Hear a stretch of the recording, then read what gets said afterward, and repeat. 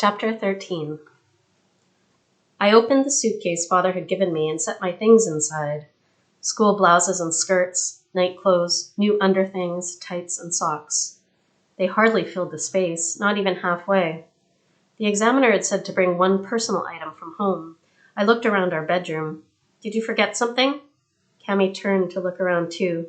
It's empty, Ty announced, and checked my dresser drawer. Then she opened the bottom drawer where we kept the sheets, scooped up an armful, carried it towards me, leaving a trail of cloth stretched across the bedroom, and dropped it into the suitcase. I laughed and scooped them back out. Thank you, but I don't think I'll need them. Won't you have a bed? They didn't say to bring sheets, so they must have them there for us. Would we have beds and sheets? Army cots? Sleeping bags? Would we move around a lot or stay in one place? How would I sleep without my sisters nearby? I was used to their breathing, their warmth. And then I knew what to bring. They didn't object as I took down the paper with our first set of handprints. They'd still have the ones on the walls. I dropped the pins into the corner of the suitcase, set the paper flat on top of my clothes, and snapped the suitcase shut as Father opened the door. We need to go, he said. He took my suitcase, and we all went downstairs to the front door. Cammy and Ty, give Matilda a good hug, and go out and play. Ty hugged me as if this was any afternoon, a good quick squeeze. Then she scampered out to find her friends. When would she notice what it really meant that I wasn't around? When I wasn't home for dinner? When Cammy cleaned my bed? When I hadn't been home for a week? 2? If she noticed more meat on the table? Thicker stockings to replace the hand-me-downs with holes? Would they let these things become linked in her mind? She wouldn't see me again until we were grown up, if then, and she wouldn't remember me. But Cammy knew. She would remember, always. She clung to me, and I held on until Father pulled us apart. Her hair was falling out of its braid from rubbing against my sweater. Her face was pink, eyes wet. Go along with Ty now, Father said. The sister she would get to grow up with. She ran off without her coat, even though it was cold, leaving Mother, Father, and me. We walked slowly, one parent on either side of me, a solemn parade. Other people caught my eye on the way to the train and nodded their goodbyes, but no one tagged along. When soldiers left, people cheered and wished them good luck, gave them kisses and sweets, followed them to the station, waved from the platform. Mother put her hand on my back. Remember, it's not about you or what they think you are doing, that they think you are doing the wrong thing. They don't know what to think, so they're putting themselves first. A lump rose in my throat. We passed my favorite bakery. When would I taste their glazed buns again? They had only plain ones in the winter, but in the summer they had put raspberries in the glaze. Each bite was perfect, like heaven. But heaven was only an idea. Nowhere was safe and peaceful for eternity.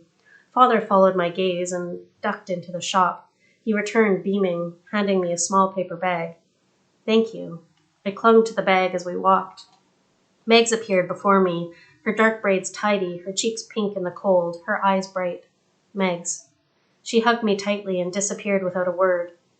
Any words, all of the words, must have gotten stuck in our throats. My parents and I walked through the doors of the train station under the great clock. A few people waited on benches. I looked up at the board. Father? I tugged on his coat. He was looking around the station as if he'd never been there before, though he had. There's no 213 on the board. He frowned. Was this the right station? Was the train cancelled?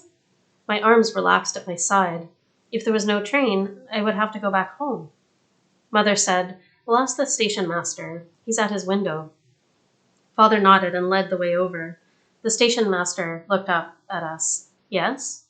My daughter was scheduled for the 213 today, but there's not one on the board. Ah, your daughter's name? Mathilde Joss. He met my eyes. You have identification? Father took some folded papers and a little card out of the inside breast pocket and handed them to the station master, who reviewed them and then studied me. Then he said, yes, I have Miss Joss scheduled on the 213, which will be arriving on track 2 in 20 minutes. You may wait there with her, but you will not be permitted to board the train. No exceptions. Of course, Mother said.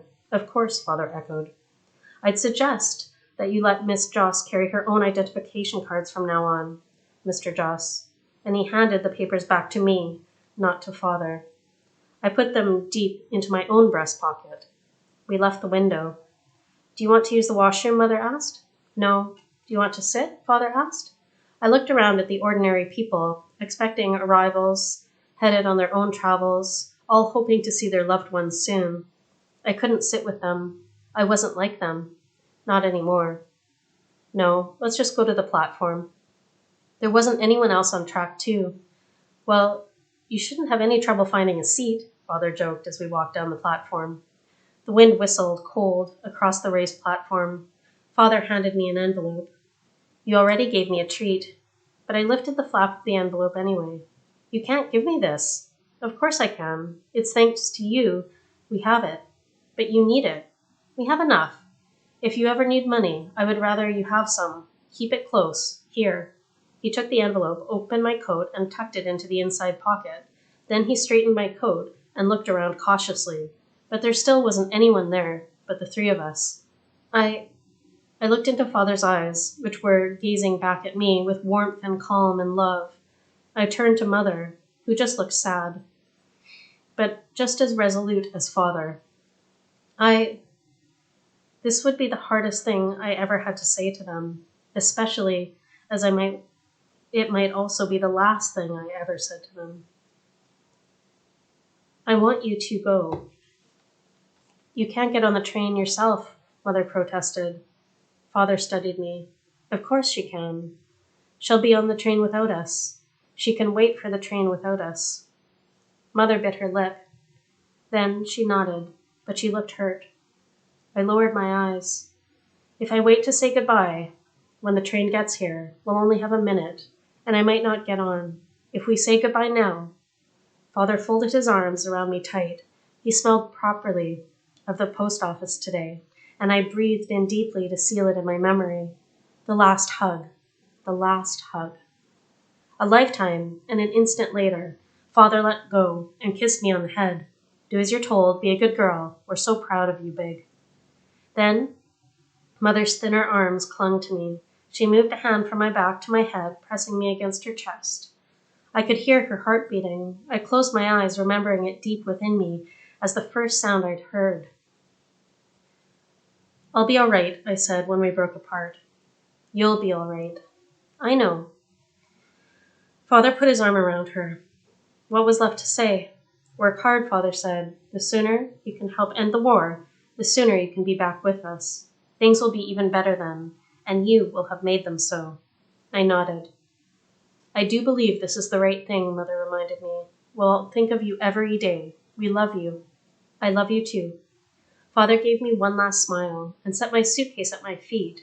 Then he and Mother started down the platform toward the station. Mother looked back over her shoulder as he guided her, holding my gaze for another moment until she had to turn to go down the stairs. Now we were going in different directions. I was really alone. Mother and Father walking back, arm in arm, together, but lonely, their hearts aching already. Mother weeping. I shook my head. No, she wouldn't weep.